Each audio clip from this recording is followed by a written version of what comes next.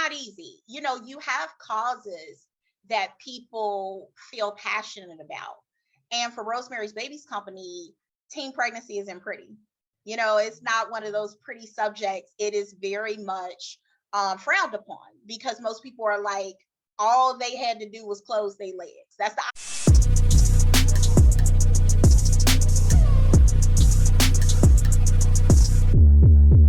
Hey, what's going down? Welcome to another episode of the Connection to a Podcast, where we connect you to everything business related. Now, I'm super excited about this episode because it's going to be jam-packed with a lot of information. I'm actually sitting here with Rosemary of Rosemary's Babies Co. And I'm not going to steal her thunder, so I'm going to go ahead and let her introduce herself and what it is that she do. So you can take it over. Hey, thank you so much for having me. I'm excited to be on your podcast. I think it's super dope. Yeah, I'm one of those people that use dope and awesome like too much. But I'm Rosemary of Rosemary's Babies Company, and Rosemary's Babies Company is a nonprofit organization in Cincinnati, Ohio, that supports teen parents and families in Greater Cincinnati. We serve teens, moms, and dads ages 9 to 19 years old. And we do everything from emergency car seats, transportation, and just recently purchased a new property that we will have a state-of-the-art STEM lab, as well as transitional and supportive housing for teen parents. And this will be a premier facility in our region. So I'm super excited about all the success that we've had. We opened our doors in 2016. So we're walking into our 6th year. So I'm excited. That's that's what's up. That's what's up, definitely. So how has it been? And we can even take things back a little bit. How did you get started in this industry? Because it's very, very impactful. It has a really huge mission. So how did you get started? Well, first off, I was a teen mother, and I can see my daughter. I was 17 years old when I had her, and it was a struggle. I mean, it was a huge struggle. There was no emotional support, but further, there were no resources available for teen parents. And there were a lot of parenting classes, but no organizations that would teach life skills and teach me how to be an adult. I'm a kid. Like, wait a minute, pay bills. What? I'm an adult overnight. And when my daughter turned, I think she was like 17, I was like, hey, I want to go back to school. I want to finish. It took me 8 years to get my bachelor's degree. And I was like, the bachelor's degree is for her. And I went on to get my master's degree, and the master's degree was so I could build this organization. So while I was in my master's program at Mount St. Joseph University, I actually did my thesis or integrative project on Rosemary's Babies Company. And so for 2 years, I researched everything from poverty alleviation, generational curses, generational poverty, and built this super cool organization that I thought was going to be a for-profit. And when I graduated, I had a business plan and everything prepared to open the doors. Well, I graduated in 2015. I spent a year after that just trying to, be in front of teens. Cause I was like, well, am I still cool? I'm old now. I'm like 30 something. My kids are like, man, you ain't cool. So it was like, I spent 2 years researching and building. And it's like, will I be able to connect? Is the need still the same? Because as you know, in the industry, just like technology, needs change. And so we wanted to make sure that I was still able to address this new age, this new population. So I spent a year just connecting with teens before I met somebody. His name is Gail Smith. And he was the very first person outside of the master's program that I was like, hey, I got this dream to build this organization, Rosemary's Babies Company, and it's a for-profit. And he was like, no, you're a nonprofit. And I was like, I don't want to be a nonprofit. You don't own it. It's ran by a board, but he says that most social service causes are nonprofit. Now I know different. And so we opened our doors in 2016. Very difficult because, like all businesses, money got to come from somewhere. So when people say all you got to do is this, that ain't all you got to do. I wanted to start this organization at a level that started the standard of best in class. And so our website, how we designed our materials, most nonprofits don't put a lot of stake in marketing, and I did, like, so we put a Right. lot of money behind that, and we were very successful to be able to, from the very beginning, partner with some really great organizations that were already established, like United Way, etc. No, that's a amazing start. And would you, well, first of all, congratulations on that. That was really great. An amazing start. But would you contribute maybe your focus going in on the marketing aspect and coming out a certain way to your almost what it seems like immediate success within the industry? Yeah, like marketing really helped us, because again, branding is powerful. And so there wasn't you didn't I took some marketing classes, but my degree was in organizational leadership. And so when it came to branding, I didn't know that much about it, so I read a lot of free information that I felt was helpful. But I read a lot of free information that was helpful, that like magazines. I constantly was reading magazines trying to determine, like, what would be the best way to market our organization, and looked at like the best in class websites for nonprofits, and looked at how do nonprofits tell their story, and storytelling is important. And in business, the for-profit business is the same thing. How do you brand yourself so that people not only recognize the name, you recognize our logo? Right, right. And I think it's funny because running my digital marketing agency, we focus primarily on community driven businesses. So we think the nonprofits, the membership groups, the user base, specifically businesses that have a mission and they want to build a bigger crowd or audience around that impact. So and we found working with sometimes with nonprofits, the marketing isn't seen as a I guess a necessity, so to speak. And I think we talked about this a bit on our call, where it was said that, hey, if I just start this nonprofit, people will come and they'll support and they'll kind of like my bigger mission. So what were some things, or kind of walk us behind, how did you kind of rally your community of people around what it is that you're doing? Yeah, so it was not easy. You have causes that people feel passionate about. And for Rosemary's Babies Company, teen pregnancy isn't pretty. It's not one of those pretty subjects. It is very much frowned upon, because most people are like, all they had to do was close their legs. That's the honest opinion. And then you Right. get caught up in the, is she pro life? Is she not? And for me, I was like, how can we get people to empathize with the teen mother? And so we were like, I think the best way for us to do that is to talk about what leads a teen to go out and look for love. And so we were like, how do we magnify this, and which nonprofits are doing this the best? And a lot of times I looked at for profits and how they ran their business, because nonprofits are regular businesses too. And Right. we were like, when I literally sat down one day and I was like, when you think about diapers, what diapers come to your mind? Like Pampers. When you think about, like, the world's best drink or something, most people will say Coca-Cola or whatever. So I was like, when a person hears teen parents, I need them to say teen parents, Rosemary's Babies Company. How do I do that? And it was, with no or little funds, it was a commitment that I'm always in someone's face. I'm always pushing for an award. I'm always using the name and the brand and using it separate. And anytime you saw anything related to Rosemary's Babies Company, our colors are yellow and gray. So we became, when we would show up, the teams got bright yellow. This got bright yellow. So you know us now, not only by our name that is unique, not only by our Right. branding that's unique, but also our color. Oh, Rosemary's Babies Company is here. So and then how we told our story. And it wasn't a story that you would feel sorry for this teen or this 14-year-old that had a baby, but it was a story that said she dealt with all of these things, and then this girl or this boy decided that they're going to do the right thing and raise their child, and this is how we as a community should be supporting them, and this is what success looks like when you help them to change their trajectory. And so we spent our money on website design, on top of the line, marketing cards and things like that. And that's where our money went.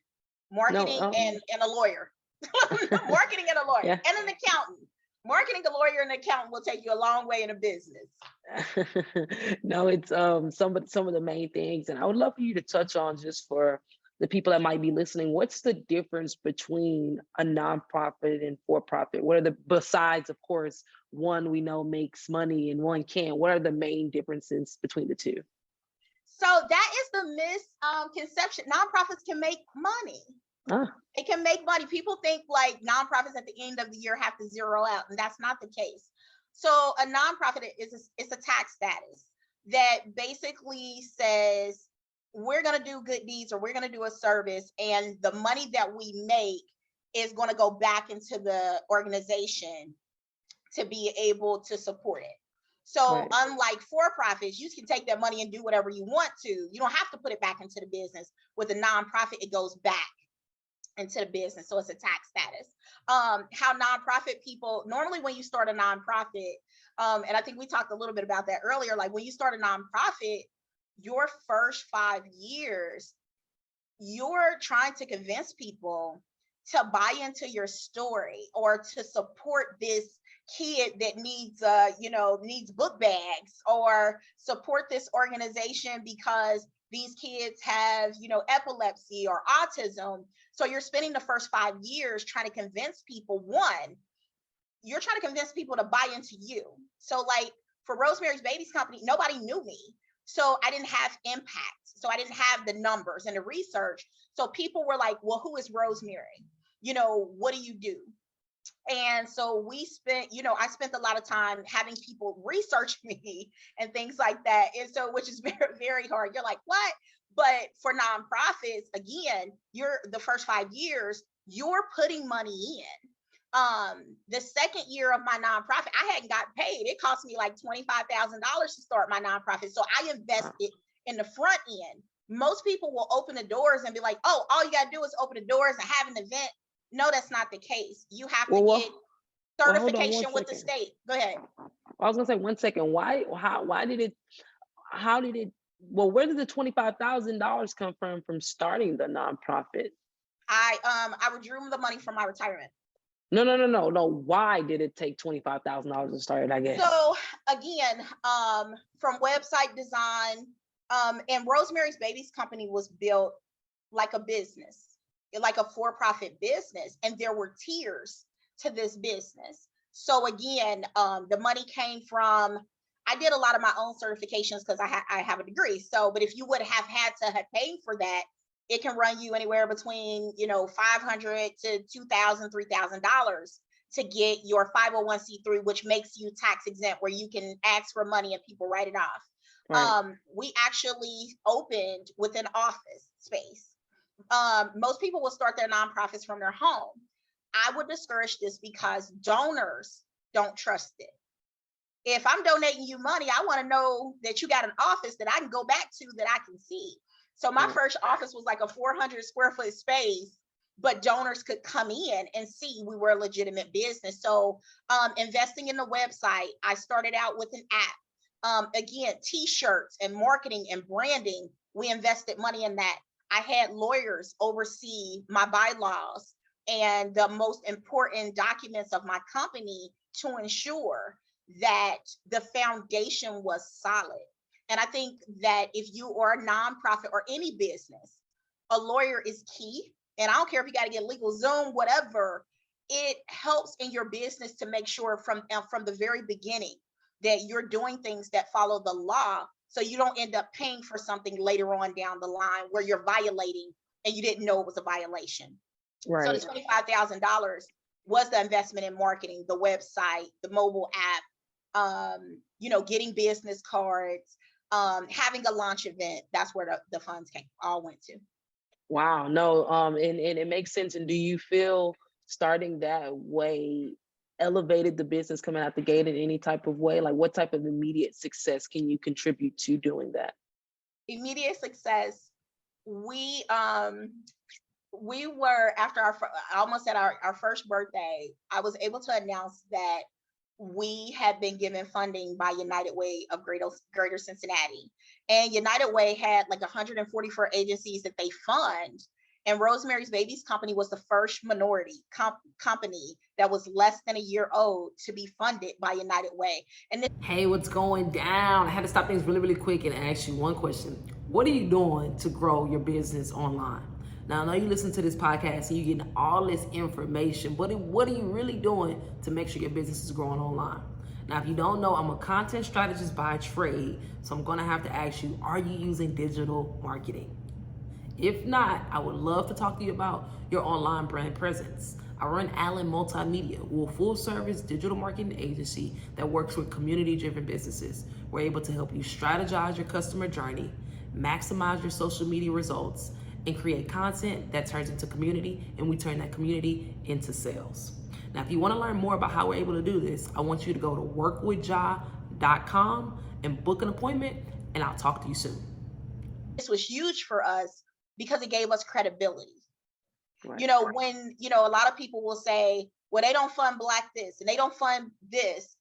But if you're ready and you stay ready and your paperwork is in order, because there was no excuse. So when they said, I need your tax returns or your 990, and I need your bylaws and I need your whatever, because I made this investment in the forefront, when they asked for that paperwork, I was ready.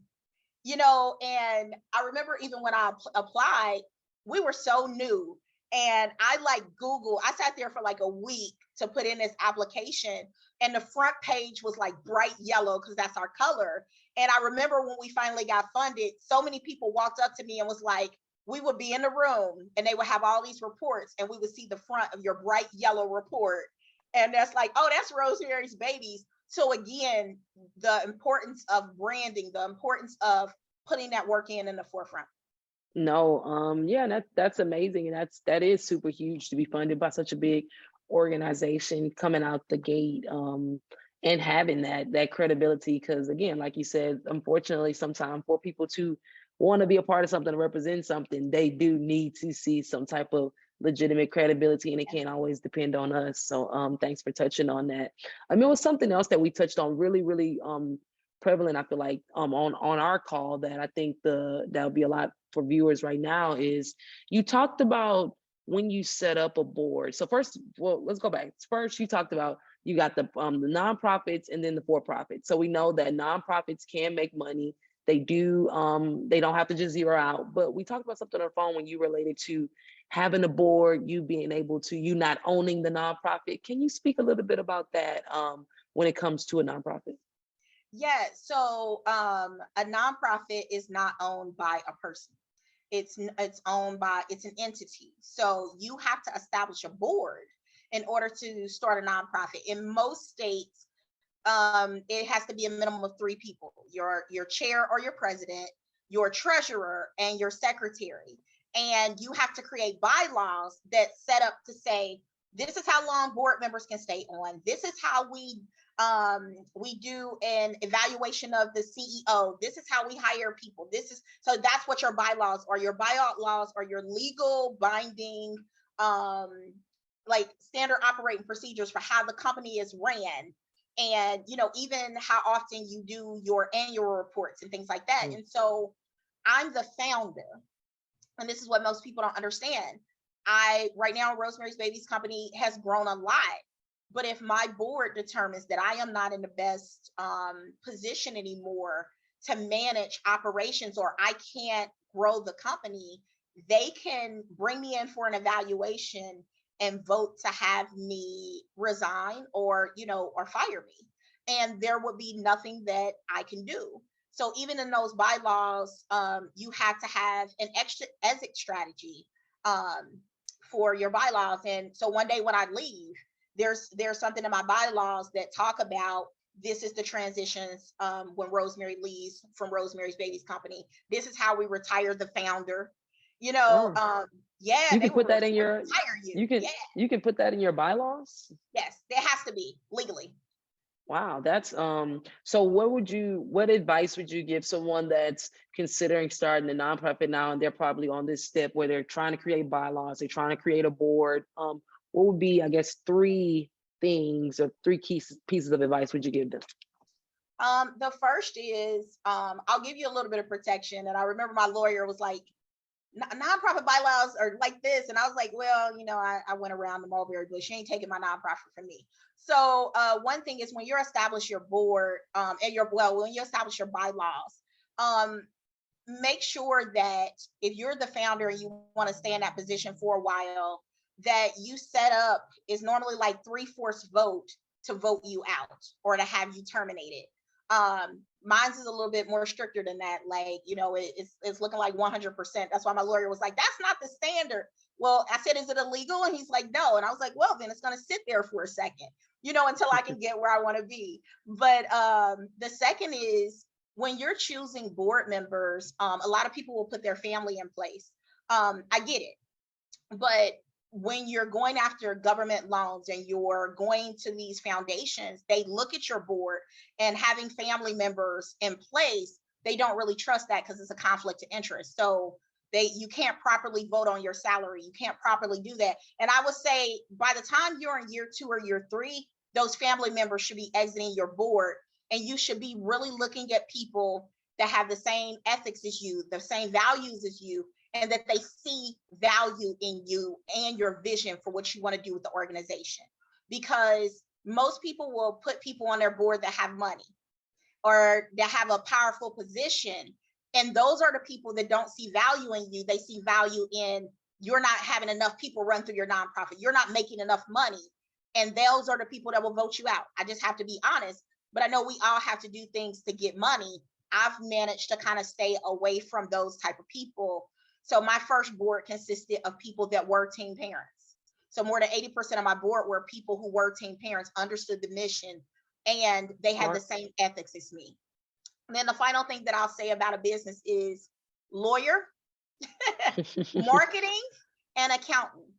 Those 3 things will keep you, one, from getting audited by the IRS, and will keep you out of jail. And that's for profit and nonprofit. I have, like I said, I have a master's degree, and I remember my board giving me a nonprofit accounting book and was like, okay, Rose, do accounting. And I was like, dude, my degree is in organizational leadership. Like, I don't know how to do accounting. And so that was one of the first positions that I paid for: accounting, marketing, and our lawyer. We didn't necessarily have to pay for one because we got free legal services. But again, it was important and vital for us to get free legal services. And I will forever be grateful to Pro Bono, because they review everything that, every piece of document that comes to our organization. They support us in making sure that we're following the law and Rosemary's Babies Company is protected. No, and I think that's you keep touching on lawyer. I hope everyone is hearing this, lawyer. But you touched on something really relevant when you just said the benefits and the pro bono and all these things that come with being a nonprofit. So I meet different people. I do a lot of networking, and I hear them. They might be a nonprofit, or they went through all the stages, but they aren't really sure how to take advantage of some of the benefits that come with being a nonprofit. How did you go about that, or how are you able to figure out what are some of the benefits that come with being a nonprofit?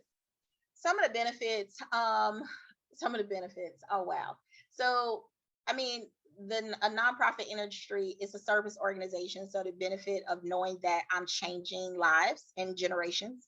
As far as, connections with the community and people, you do have, we'll get emails with people like, hey, I've got, my company is having a diaper giveaway. We want to donate all these diapers to you. Or, we have bottles and we want to do a fundraiser for you. So those are some of the benefits of being able to support your organization. One piece of advice that I'll tell anybody, I'm a person, there's a quote that's like, give me a fish, I'll eat for a day, but teach me how to fish.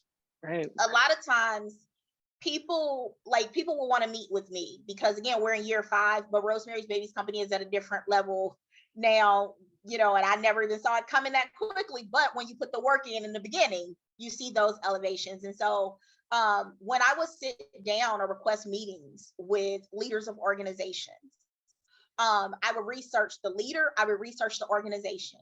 So I'll tell you a couple of things. Don't ever sit down with a person like me and say, oh my God, I love your organization. I'm so inspired. Tell me about it. What? You got 30 minutes to meet with me and you want me to talk about my organization? That's wasted time. The second is, when I would sit down with CEOs, I never asked them for anything. And I sat down with some of the CEOs that I admired the most, including like United Way CEO that raised $1 billion.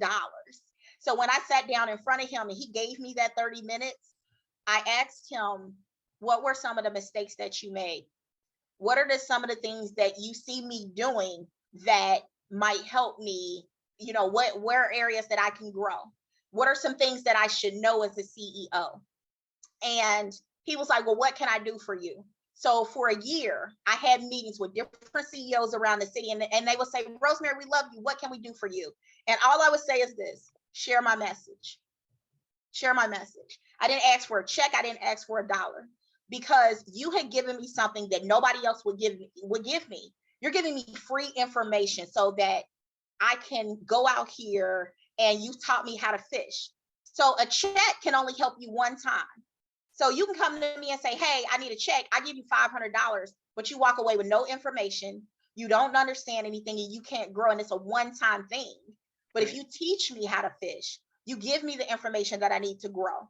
So I'm giving you seeds that people gave me and some that I had to fumble through. That I wish people would have told me. But again, having mentors and having those conversations with leaders helped me last year when we had to do a capital campaign to get this new building. So for 2 years we were trying to get this building. We're 3 years old, had never brought in over $80,000. And then we were faced with raising $1 million in 6 months, right? And everybody's like, there ain't no way in heck this girl can raise $1 million in 6 months. But what happened was, when I started to reach out to those people and said, after 3 years, saying, now I need your help. And it wasn't, I need your help, can you write me a check? It was, I need your help. Who do you know that can help me? Who do you know that can help me write a case for support, because I can't pay for a consultant? Who do you know that can help me do a pro forma budget for 5 years, because I don't like accounting, but that's what we need to get our line of credit? Who do you know? How can you help me? Can you help me? And accepting that little bit of time that somebody might offer you and being grateful for it. And I'm grateful for everyone that's helped me along the way, because we were successful in raising that $1 million capital stack. No, definitely. Congrats. It definitely is built off relationships. Everything is built off, at the end of the day, relationships, not having any type of emotional attachment to somebody or what they have for you at that moment, but just being open to that relationship. So no, that's good. I want to say, have you seen any benefits from being a nonprofit instead of a for-profit within your business? Any benefits? Or in general too, because you started a nonprofit for a reason. Like, why did you go nonprofit route instead of just going straight up for-profit route? Like, what's the benefits? Well, again, you're tax exempt. It's a social service agency. You do have a lot of people that will volunteer their time, talent, and treasures. So it is normally it's a lower cost and lower overhead. So those are some of the returns. Now most nonprofits are moving towards being social enterprise. And I think we talked about that earlier. So they're either social enterprise, means that you have some type of business alongside your nonprofit. And so you're making more income. One of the main jobs of a CEO of a nonprofit, and this is the part of my job I don't really like, I'm responsible for bringing in the money. So that's all I do now in year 5, where before I was doing program and helping the kids. And now it's like, Miss Rosemary got to go over here and do a speech because I got to get a check so we can, but most of my job is building relationships, bringing in the revenue. I forgot the question because I'm laughing so much about it. Like, man, so you see, I got sad around it. Like, all I do is help raise money. No, no, you were going on a tangent, but the question was pretty much, and you already pretty much answered it, was what were some of the benefits, or what are some of the benefits you're seeing as a nonprofit versus going the for-profit route? Like, as a business owner, what type of benefits would I see? Should I consider a nonprofit, or like, why should somebody be even considering the nonprofit route? My honest answer, I would say if you are looking to start a nonprofit, look at doing a social enterprise alongside it, because that is the new revolution of nonprofit. It's been around, but it's becoming more common. So I'll tell you the truth. Like, I look at situations now where I have had problems with the board. Now people, with COVID hitting, companies aren't donating as much money. They're not giving to as many causes. So that can be a problem for a nonprofit. And so look at being a social enterprise. What other thing can I do to ensure we're bringing in income? You can also do something called a C Corp if you're a for-profit. So basically, a C Corp means that you're a for-profit business, but you have a social cause, and a portion of those profits are donated, and that's a tax write-off.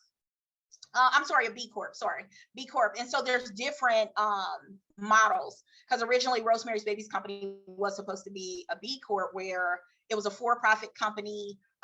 We were going to charge a very low fee for teen parents to come through our program once it was best in class, et cetera. Right. And then we would ensure that program money is funneled through the programming. But instead, again, we went the nonprofit route. And now we have to look backwards and say, now we're going to, bring in this and turn it into a full social enterprise. So that's a heads up for anybody out here. Start looking at social enterprise, because it is becoming more competitive to get grants. In our region, it's like 9,000 nonprofits. Wow. How do you find some information like that out? Just Google your region, how many nonprofits? How would I find that? I'm kind of a nerd, so they do have like nonprofit conferences. Get that education. Education is power. Everything that I learned, again, I'm a nerd, so I read a lot. I stay current on what's happening in trends. Yearly, like every other year, we update our website with trends. Just education is power. And Google a lot. Google, follow people that you can model. So I'll give you some hints. Like, I follow Bill Gates. Bill Gates has a foundation. A lot of these superstars, Oprah has a foundation. Follow her foundation. See what Oprah and Bill Gates are doing. Who better to follow? You know what I mean? Than these large foundations. United Way, not just our local, but the national United Way, the national urban leagues. Follow them. Learn from them. Don't copy them, because that's copyright. But borrow some of their ideas. See how they're doing their business, and set a standard for yourself and how you want to appear and look in the community. And more than that, what type of CEO that you want to be for your nonprofit, and what type of founder you want to be. No, definitely. No, this has been amazing. Thank you. Jam-packed with info, as I thought. This is really good. But before we end, I'd definitely love for you to share, where can we find more information about you, the organization, and how we can help? Yeah, so you can find we are on all social media platforms. So you can find us there, or you can find us at rosemarysbabies.co. Co, everybody's always doing com, is co. So co is short for company, and it's small businesses, in case anybody wants to know what co is. But it's rosemarysbabies.co. How can you help? Share our message, give, and if you're in any city, nonprofits need your support. We are businesses, and we help for the greater good. So give back. Give your time, talent, and treasures. I love if you give it to Rosemary's Babies Company, wherever you are, but give it back in your city. Kindness doesn't cost you anything. Cheryl Ploak Williamson, my business coach, told me that. So definitely. Well, that's going to be it. Thank y'all for tuning in, and we are out.